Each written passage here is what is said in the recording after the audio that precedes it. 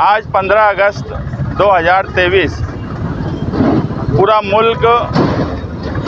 यौम आज़ादी का जश्न मना रहा है, मगर मालेगांव में कुछ जातिवाद फिरका परस्त लोगों ने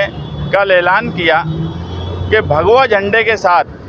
जानबूझकर 15 अगस्त को कि भगवा झंडे के साथ हम निकलेंगे और शिवाजी पुतले तक आएंगे और हिंदू राष्ट्र बने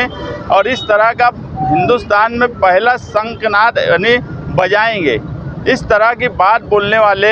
लोगों पर हमने पुलिस को कहा कि कार्रवाई करे, मगर हमारी मालूमात ऐसी है कि कुछ लोग वहाँ से निकले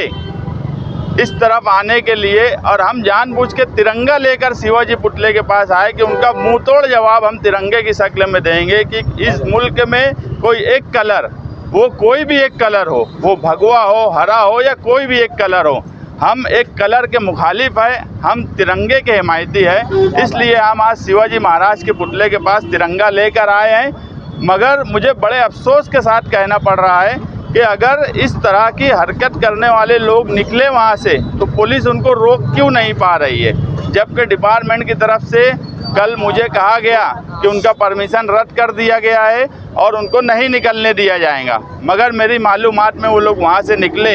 मगर अगर शिवाजी महाराज तक वो आते तो हम तिरंगा लेकर उनको मुँह तोड़ जवाब देते। अगर पुलिस हमसे ये कह दे कि वो नहीं उनको रोक सकती तो हम रोक देंगे। आज भी मालेगांव शहर के सेकुलर नौजवान जो इस मुल्क का दस्तूर मानते हैं, जो इस मुल्क का संविधान मानते हैं, उनमें इतनी हिम्मत है कि वो ऐसे फिरका परस्तों, ऐसे जातिवाद जो शहर का लॉ एंड ऑर्डर ख़राब करने की तरफ हर वक्त जाते हैं, उनका मुंह तोड़ जवाब दे सकती है। हमारा मकसद तिरंगा लेकर यहाँ पर आने का यही था कि इस तरह की हरकत करने वाले वो कहीं ना कहीं जंग आज़ादी में जिन लोगों ने हिस्सा लिया,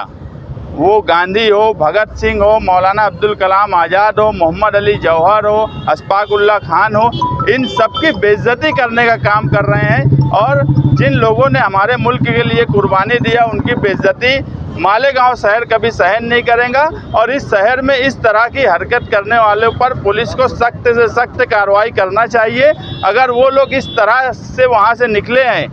और इस तरह की उनकी कोई नारेबाजी या कोई अपील है तो उनके ऊपर देशद्रोह का और दूसरी जो भी दफात हैं वो लगना चाहिए। नहीं तो हम वकील से मशवरा कल ही किए थे, लेकिन हमको ये कहा गया कि वो नहीं निकलने वाले हैं। अगर वो निकले हैं तो उन पर अगर दफात नहीं लगी तो हम कानूनी कार्रवाई की तरफ जाएंगे। आज हमारा मकसद शिवाजी महाराज के पुतले के पास आने का यही था कि अगर वो आते तो हम तिरंगा लेकर उनको मुँह तोड़ जवाब देते।